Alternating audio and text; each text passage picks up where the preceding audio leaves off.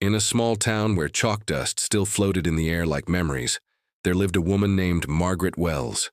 For 37 years, she taught at the same school, same hallway, same wooden desk, same red pen that corrected thousands of mistakes.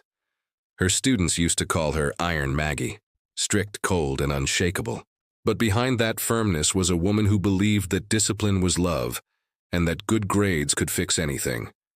She thought a straight line to success was the only path worth walking. On her last day before retirement, Margaret stayed late in her classroom, surrounded by stacks of old lesson plans. These weren't just papers. They were her life's work, handwritten pages filled with years of structure, logic, and rules. She looked at them one by one, seeing dates, names, and forgotten ambitions flicker before her eyes. Then, at the bottom of a drawer, she found a small, folded piece of paper. It wasn't hers.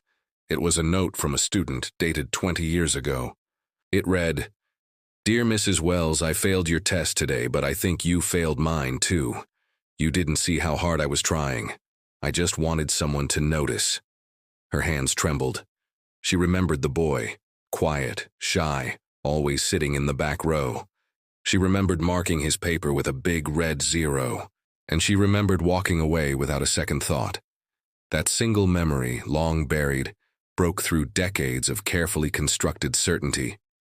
The numbers, the grades, the rules, they all suddenly felt hollow.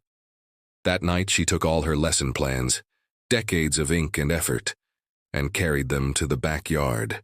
One by one she lit them on fire.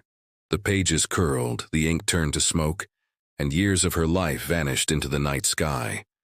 It wasn't an act of anger, it was an act of surrender. A quiet admission that maybe, just maybe, she had missed the point. The next morning, Margaret walked to the school one last time, but she didn't go inside. Instead, she stood by the old oak tree where students used to gather between classes, a place she had always seen but never truly noticed.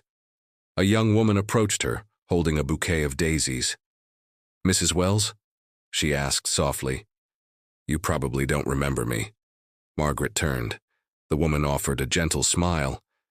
"You once told me I'd never pass my exams. And you were right. But I still became a teacher. Because you made me want to do better than you.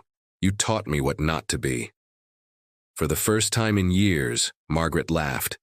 A real unrestrained laugh that shook her to her core. And then she cried. Tears not of regret but of release. She finally understood. The greatest lesson she ever taught wasn't written on paper, and it wasn't about algebra or grammar. It was a lesson lived through someone else's story, a ripple effect she never intended. Her failure had become someone else's inspiration. And as the sun rose over the empty schoolyard, she whispered to herself, "Maybe that's enough."